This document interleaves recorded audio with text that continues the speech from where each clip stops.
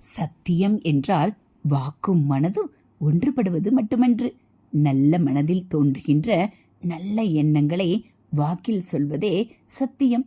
ஒவ்வொரு மனிதனிலும் ஈஸ்வரன் தான் குடியிருக்கிறார். ஒருவரை நமஸ்கரிக்கும் போது அந்த ஈஸ்வரனையே வழிபடுவதாகத்தான் அர்த்தம். மனம் தியானத்தில் நிலைத்து நிற்க அசையாத பரம்பொருளை கெட்டியாக பிடித்து கொள்ள வேண்டும்.